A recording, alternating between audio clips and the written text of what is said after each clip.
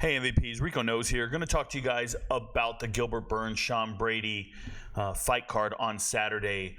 Because it's football season, like I told you guys last time, I am doing one video with all the picks in it, and that's what we have here in front of us. So I'll start at the very bottom of this list, and we'll work our way up. Just so we're clear, the order might change. So please take good notes, make smart decisions. On Saturday, I will be live streaming the football games. And then once the UFC fight card starts at 7 p.m. Eastern, I will move over to the UFC, just a reminder. So in the first fight, early prelim match, this was supposed to go down on the last fight card 2 weeks ago, and then here we are. So we have Ramaska versus Nathan Fletcher. Both guys were on the Ultimate Fighter in the house. Ramaska actually won his fight. Nathan Fletcher lost his fight. Then there was some medical issues, and they couldn't keep fighting. So here they gave them both a UFC contract, essentially, and they said, you guys can fight. And then they go down with like a medical issue. The word is staph infections, all this other shit. Guys, you know how I feel about early prelim fights.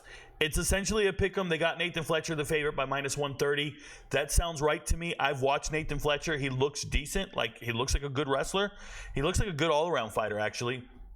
And on the flip side, Ramaska, although they tell me he's a striker and he's dominant and all this stuff, I watched him get taken down and just controlled for 5 minutes straight, and you lose that round at that point. You lose the round, and I watched him just do it over multiple times. So I don't think he knows how to get up, and I think if you bet on him, you'll just be frustrated because you bet on a fighter that doesn't know how to get up. So I'm going to show you the chart here, and I'll go back and forth between this page and the chart.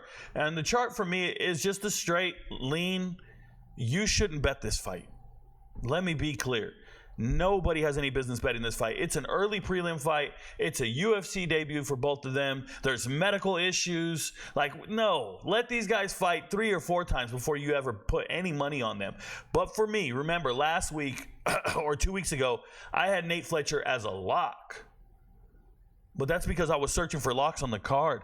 I initially started with no locks on that card. And in this particular card, I feel like there's other locks worth taking and worth talking about. So, yes, I like Nathan Fletcher, and I know some of you guys are going to do your lean parlay, if you will. That's your business, but it's a lean for me, Nathan Fletcher. Remember, leans, I'm just at 59%, and I'm going to take Nathan Fletcher to win on a lean.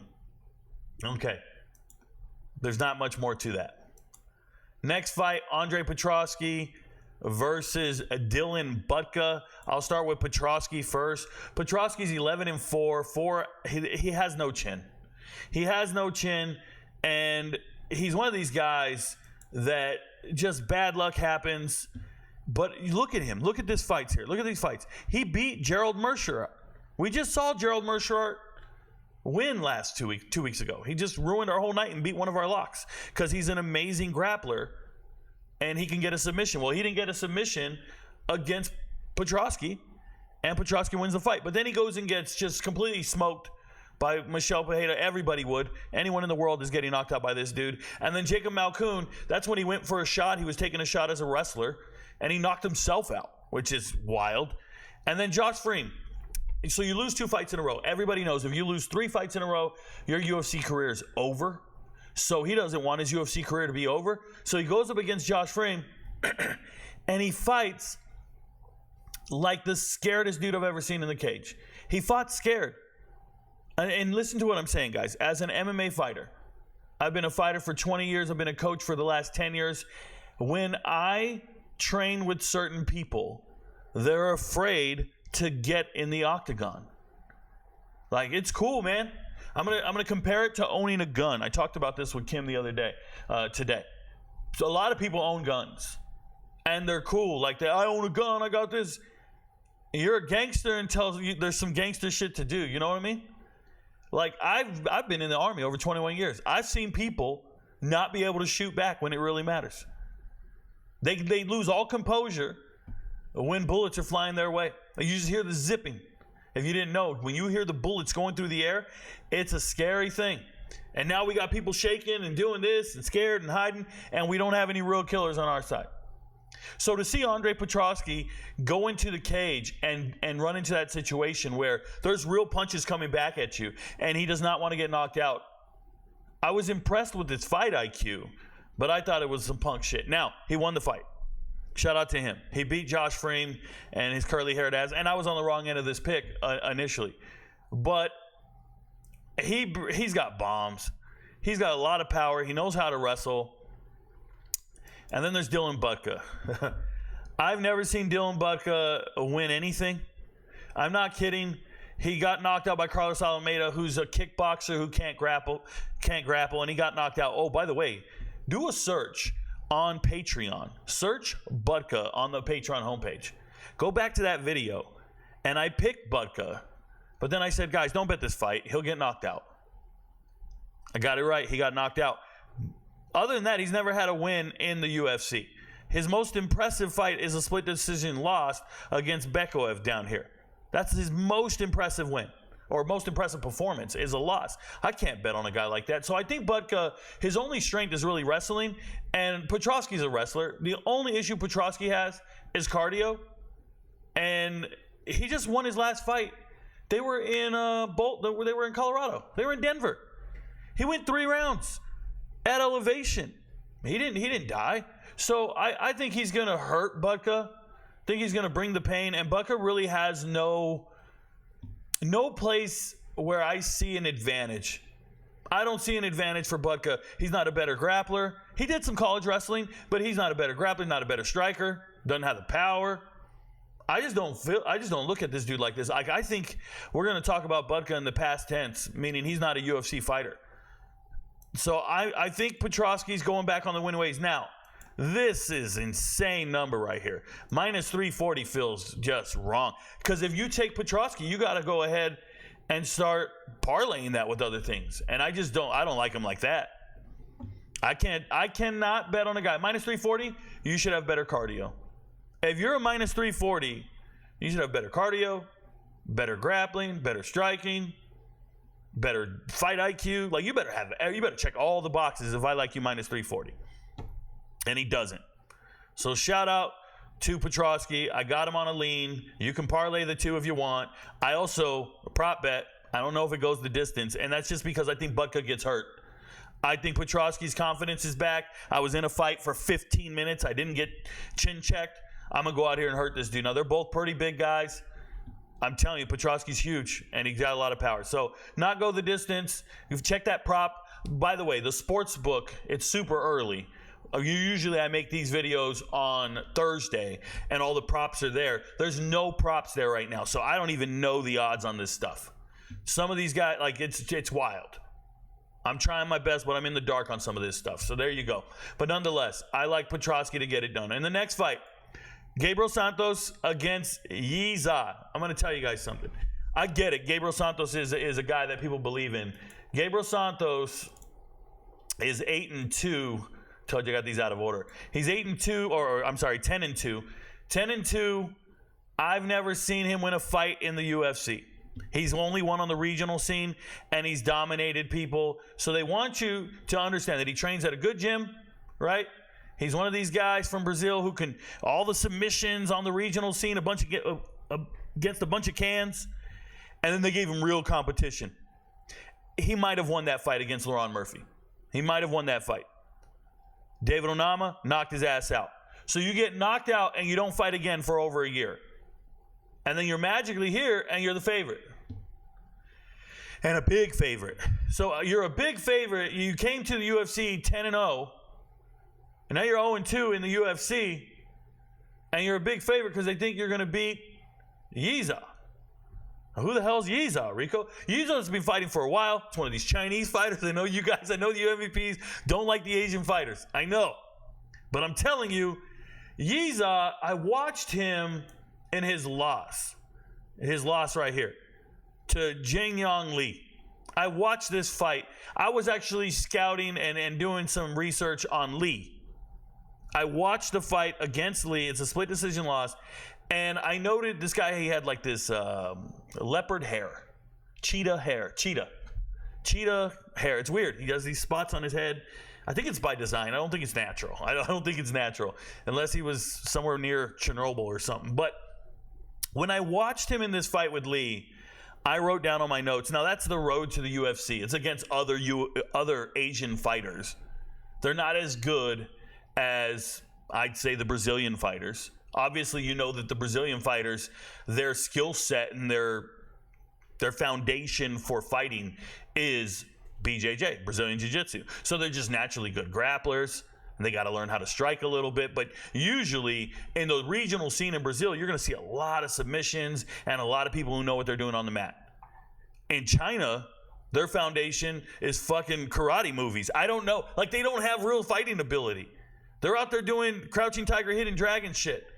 Coming up with drunken fists. Like, I don't know where the real fighters are in China. But there aren't a lot of them. There's a billion dudes over there and not a lot of them scrap. And then there's Yiza. And I watched him, and I know he lost his fight against Lee.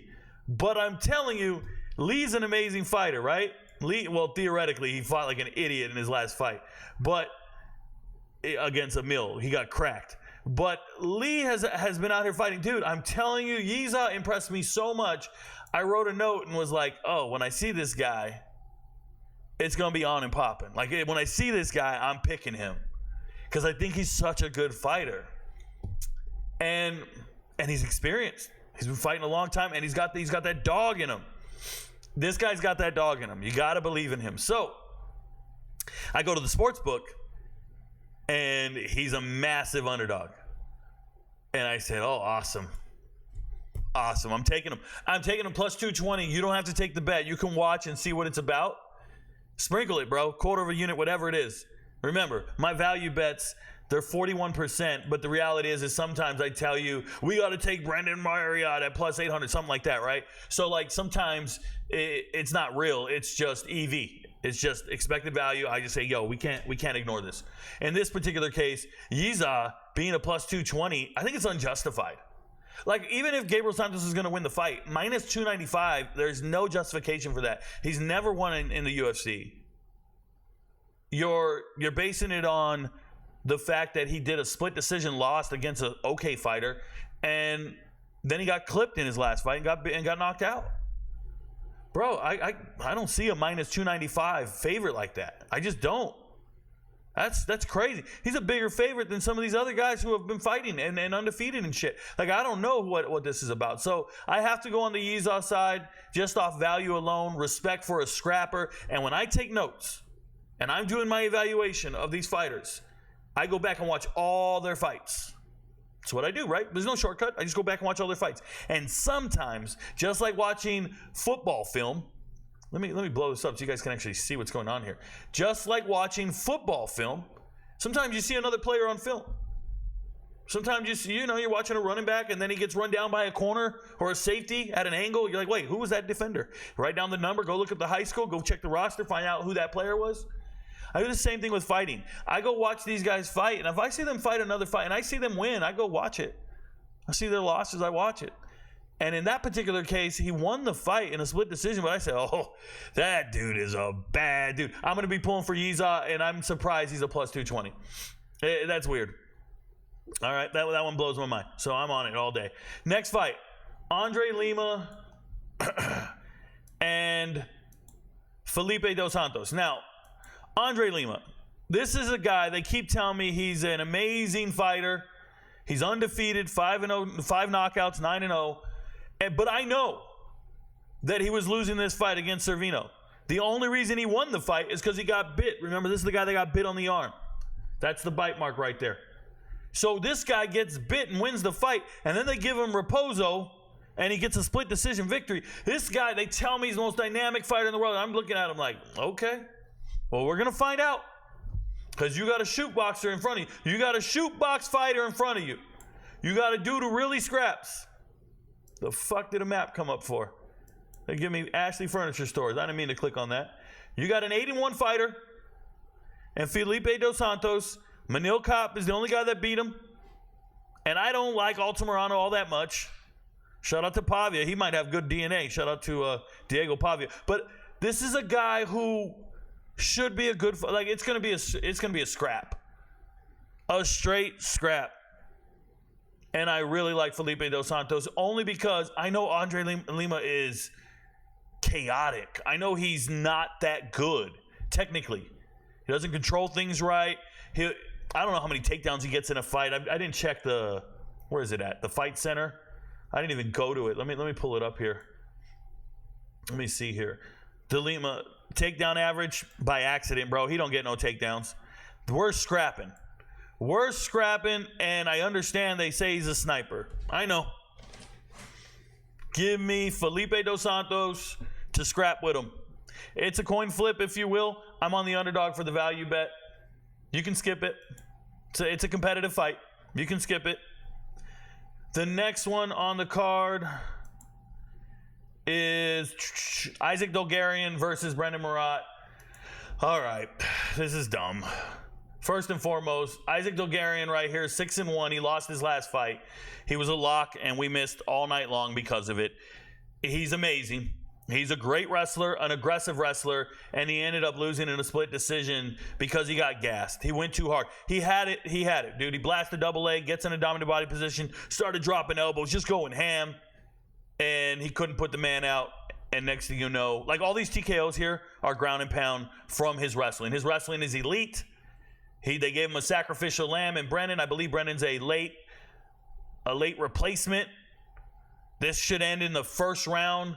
TKO submission. We don't know which one. Go and double bet it. There are no props available, but Isaac Dolgarian should win this fight. You can't bet on Isaac, though. You can't bet on Isaac in a parlay or anything. He was minus 3,000 earlier today. Now it's minus 1,800. I think it's the dumbest thing I've ever seen. You are fighting a human being. I mean, if you were fighting a woman, I guess that's acceptable, but it should never be a minus 3,000 or even minus 1,800. That's dumb. I mean, that's some Bo Nickel number or something. Like, that's wild. But who cares? Dolgarian to win in the first round if you're doing a prop bet. He should blast right through Brendan Marriott. And if he doesn't, it's the biggest fraud you ever heard of, okay? Next fight, Jacqueline Armorin and Vanessa Delopoulos, or whatever her name is. So we'll talk about Vanessa first. A lot of dudes like her in this sector and in this world because they get to talk to her on social media. Like they'll interact with her on Instagram or Twitter. So she's accessible, and they like that. The little monster. So they're with her. They talk to her all the time. But the last time we saw her in the cage, she was dog shit. She beat Ducati, and they just kind of they just did a bunch of little pitter-patter, bunch of little striking, and nobody hurts anybody, but she gets more volume, so she wins her fights. Bunch of split decisions, and I don't know. I just think she's not a very good fighter. At the same time, she's decent in grappling, which is cool, but Jacqueline Armorin is amazing at grappling. Amazing. She is world class, probably one of the best female grapplers I've seen. She just subbed McKenna last fight. She is the real deal. Now, she lost to Sam Hughes because she was doing dumb shit. She would be in a dominant body position like the mount. No, she was even in rear mount, right? She had her back, and she's pushing you off to the side to do an armbar. It's some jiu-jitsu nerd shit. And I think she might have learned from her mistake here. But guys, when you look at her variety, arm bars, arm triangles, rear naked choke, knee bar, it's like she just picks it, bro. She's like, what am I going to kick your ass with today? I think she's elite on the ground and in grappling, and there's no chance she's going to get hurt by punches from Vanessa. So Vanessa's only path to victory is to make it look like she's some striker. And at some point, Jacqueline's going to get a takedown, go in there, and start grappling and choke you out. I like Jacqueline. Now, Vanessa's never been submitted, so let me be clear. But I like Jacqueline to be very dominant in this fight. I don't know how she loses. That's why she's a lock. I don't know how she loses. I believe in her a lot, which is crazy because, you guys, two of my locks are girls. Two of my locks are girls. But she's a minus 330 favorite.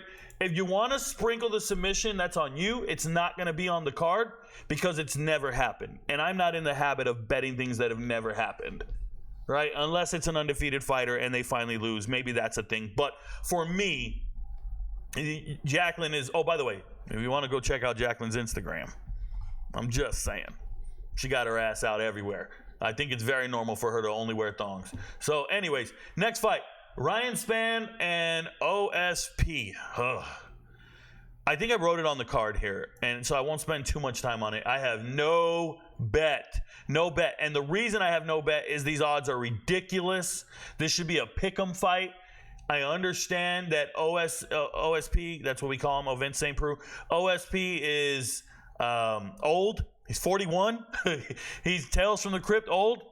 But Because of these odds, the way they are, the only way you can pick Ryan Spann is if I go and say he's a lock, and then you parlay it with other things. That's because Vegas really hates OSP. And they have every right to hate this guy. He's just old. And what did he do? Last time we saw him in March, he beat Kennedy, and he beats Kennedy in Chukwu so bad, it was a lock. And the odds were enormous. Kennedy was like a minus 600 favorite. And he got his ass whooped all 3 rounds. Okay? This is a man that just finds ways to lose, has no chin. And yes, Ryan Spann, he's the guy with the Superman tattoo on his chest. Ryan Spann is nice with it. But Ryan Spann's on 3-fight losing streak. And we just saw him get walked right through with Guskov. Now, Guskov is a mean dude. He'll take your lunch money. Losing to Anthony Smith, it was a split decision, and I don't think he lost that fight. But that's Anthony Lionheart Smith.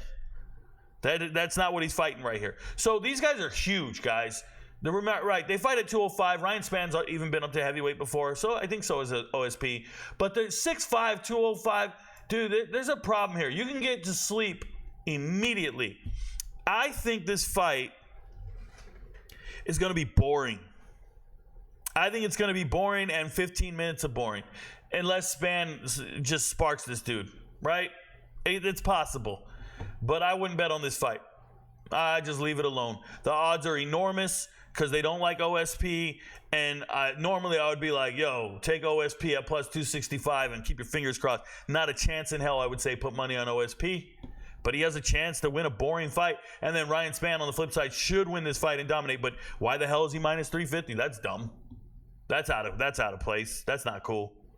And that's because, let me tell you, when I look at odds like this, there are people trying to find parlays, and then they find 3 guys and they parlay it together, and I'm sure that pushes the odds to things that it shouldn't be. That's the reality of the situation. That's what you see here. Next fight. I feel terrible for doing this, but the next fight is Trevor Peek.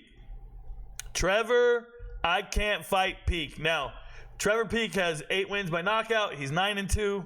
And I know all you guys think Trevor Peek is the baddest mother flipper out the trailer park. Like, he really is. He's a bad dude. Don't get me wrong.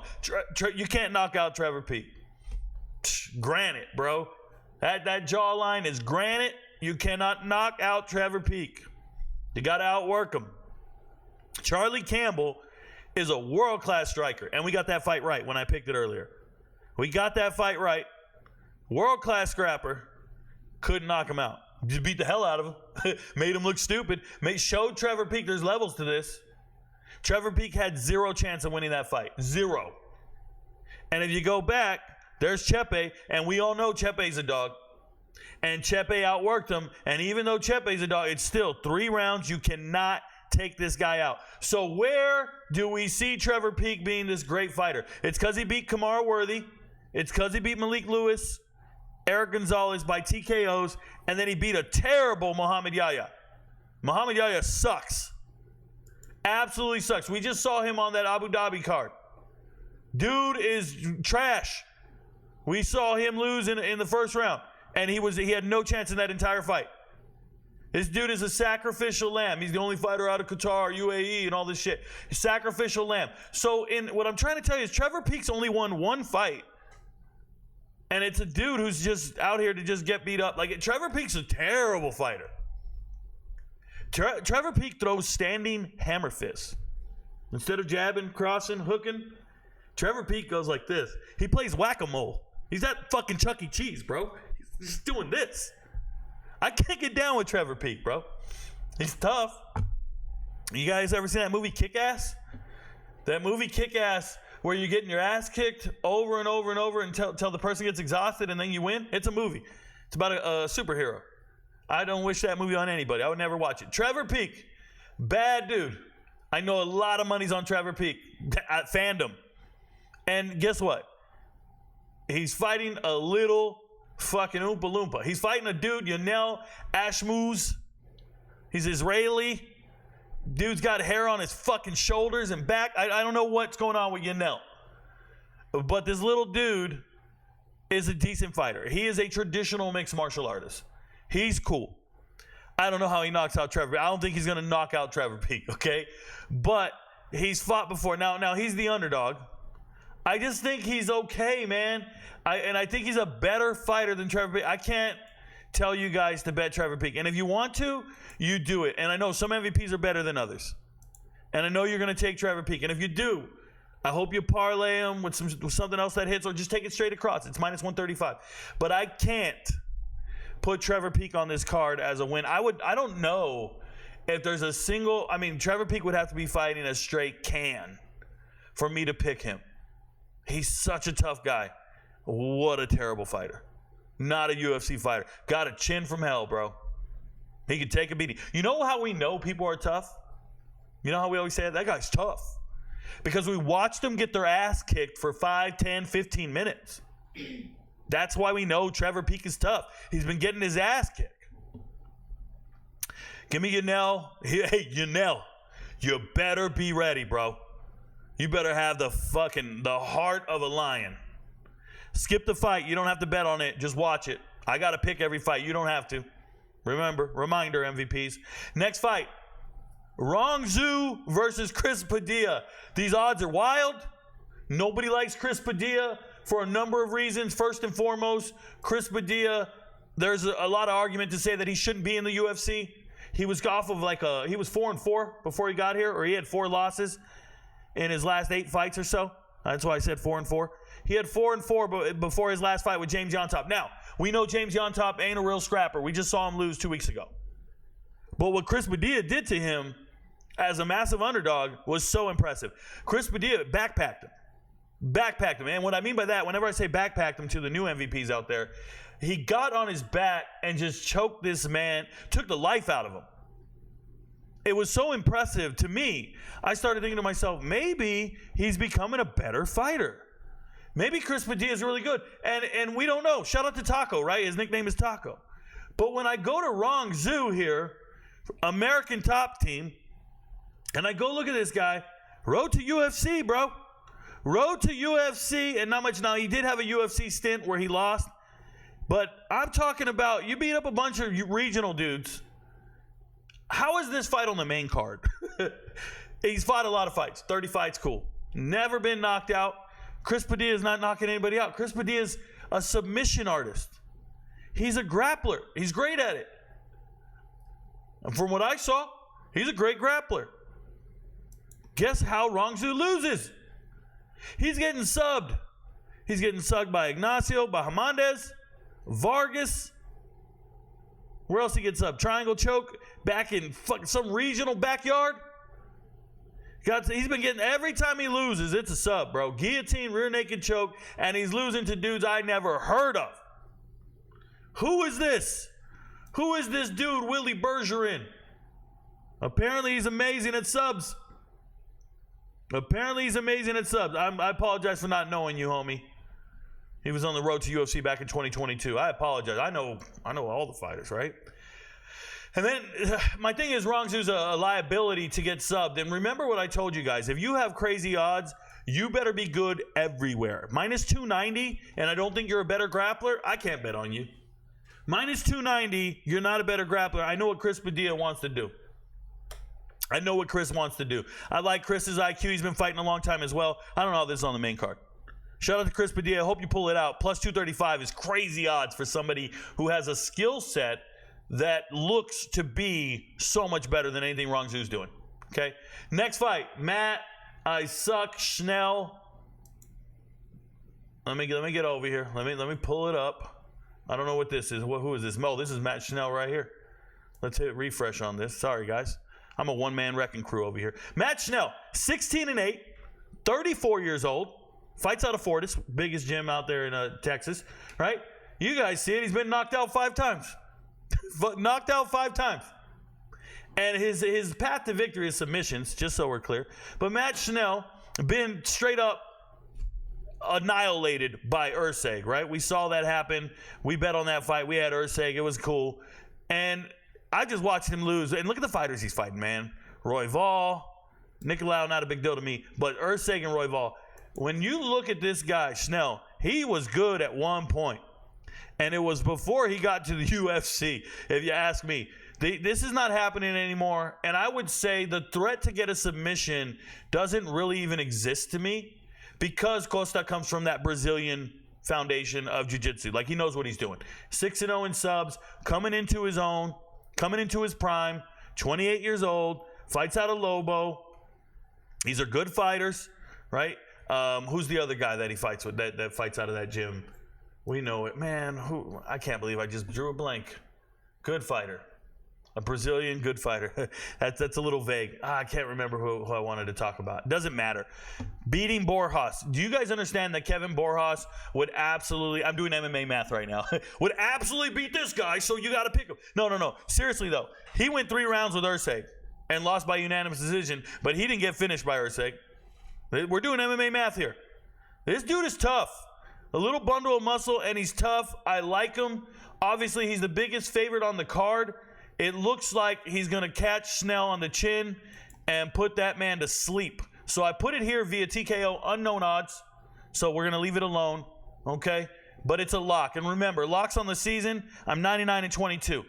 Well, Rico, what makes a fight a lock? When I turn it green, it's a lock. Oh, but Rico, it's minus 550, 300. No, sometimes a minus 120 will be a lock. Sometimes I really believe in a lock. So, a fight. I think Costa needs to be parlayed with some things, or you can go out and do the prop bet. Look for the prop bet on the sportsbook. It's not there right now. At least it isn't for me. Next fight is probably the potential for fight of the night, the potential for really good fighters. I don't want you guys to think this is an easy fight to pick at all. And that's Steve Garcia against Kyle Nelson. So we'll talk about Kyle Nelson first. First and foremost, he's probably going to apologize to you. He's Canadian, so he's going to say, I'm sorry. They call him the Monster, and he trains out of the House of Champions. Now, he beat up Bill Algeo by TKO, beat Fernando Padilla, beat a little wrestler in Blake Builder. But when I look at this guy, and if I see you ever get knocked out by Billy Q, and I understand Billy's a legend. That was 4 years ago. I still can't get over stuff like that, okay? Now, he's tough. He's tough. But if I had to pick somebody who's more tough, who's tougher, look, if there was a fight after school, 2 dudes were getting ready to scrap, and you had to pick who's going to win the fight, you tend to get it right. If I saw Steve Garcia getting ready to fight Nelson, I'm taking Steve Garcia 9 times out of 10. No, I'm taking him 10 out of 10, and I don't care. I don't care if I'm wrong. Like, I just believe in Steve Garcia. Now, Steve Garcia is such a great fighter. I don't know how he wins fights coming out of Jackson Wink. Hey, shout out to Jackson Wink. If you guys don't know the backstory, I trained there back in 2009, I want to say, 2009, 2010, somewhere around that frame, that time frame. We went over there to go train, and we got a whole lecture about visualizing victory and shit, and we were pissed. It was me. I'm an all-army fighter. I used to be an MMA fighter in the Army, and we used to train, and we left Fort Bliss, and we drove over there in New Mexico. I don't know, we paid maybe $200 for the training session, and I'm telling you, it was a waste of time.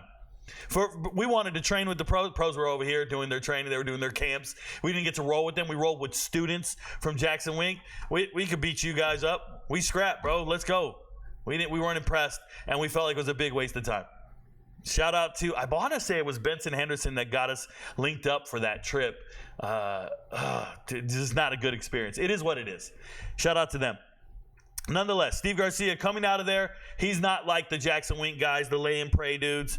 He actually can knock you out. You guys see it, 13 knockouts, only been knocked out once. What's unique about this is he's on a knockout streak right now. 4 in a row. I don't know if he's getting a 5th knockout.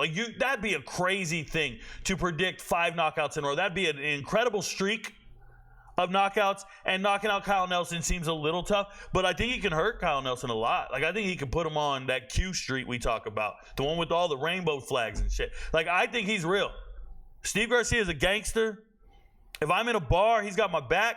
We're scrapping all day. We ain't afraid of nobody. You better look at the ground and pretend you're lost. I like Steve Garcia a lot. I hope he gets it done. So I put him on the card. Now remember, it's just a lean, and that's because I respect Kyle Nelson's ability to fight. Never forget that. I actually think Kyle Nelson can scrap. A lot of people think, like when you hear me talk about these fights, if you don't see it a lock, it's typically because I respect your opponent. I want you to see that I think these three opponents here are absolute trash compared to who they're fighting. I believe in Steven Garcia. He's just not fighting a scrub. Same reason in the main event, I believe wholeheartedly in Sean Brady. He's just not fighting a scrub, right? So let's talk about the next fight. Natalia Silva against Jessica Andrade. So first thing I want to say is Jessica Andrade, shout out to this little dude. Been around a long time. 32 years old, seems a lot older because of the amount of fights she's done. She has a puncher's chance. She can go out there and be tough. She is a world-class fighter. At one point, this fighter was one of the best fighters in the world, fighting for belts back in 2019, knocking out Rose Namajunas, right? Then losing in a split decision. Kind of been out there and then starts getting outclassed by some other people. Getting submitted. It's kind of crazy. Knocks out Mackenzie Dern. She has a puncher's chance to win. She does. But in 38 fights, if you won 10 of those by knockout, that's a 33% chance to win by knockout. And some of those knockouts came in the regional scene, right? Look at that. 1, 2, 3, 4, 5. Well, that was in the UFC. So at least 4. So you only have 6 knockouts in the last 10 years. I would never bet on that. I also don't think she can do anything on the feet that outclasses Natalia Silva. Now Silva, she'll overwhelm you with, I guess, volume. She's not that dangerous. You see her lone knockout? Yay, funny. She got knocked out in the first fight of her life. Her first professional fight, she got TKO'd and has not been knocked out since, which is significant to me because she's actually fought some really good fighters recently. And like Bled is good, Leonardo, terrible. But she fought Andrea Lee. That's the cowboy girl. That's the girl with the hat. Okay. She fought a Rougeau. That's the one we were impressed with lately. But you'll see unanimous wins. And the reason for this is because she's great at striking. She's great at managing distance. You can't get to her. She's a lefty, so it's hard to find other people to spar that are equivalent to her skill set. She looks pretty when she does it. Kicks, punches, everything's just clean. World-class striker with some of the best takedown defense you'll ever see. I want to say her takedown defense is over 90%. And what she did to Jasmine Jasdavicius tells me all I need to know about a fighter in the cage and managing distance and not getting taken down, not being dominated. I really like Natalia Silva. I think she's a different class of fighter. I think she's coming into her prime, 27 years old, and you got the old guard moving out and the new guard coming in, and I want to say Natalia Silva is going to get this done. I believe it. I had to find locks to get you to plus 100, right, for the parlay here, and Silva gets us there at plus 106. So for me, I know there are MVPs that don't like betting on women fighters. If that's the case, then go take Steven Garcia at minus 200. Take Sean Brady at minus 188. Put that in a different parlay, okay, and let it go.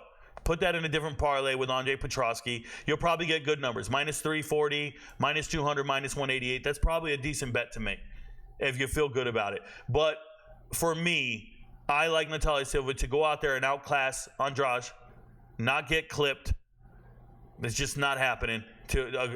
Silva's been fighting a lot. 27, and she's got a ton of fights under her belt, and she's not getting knocked out anymore. Like, it's not happening, right?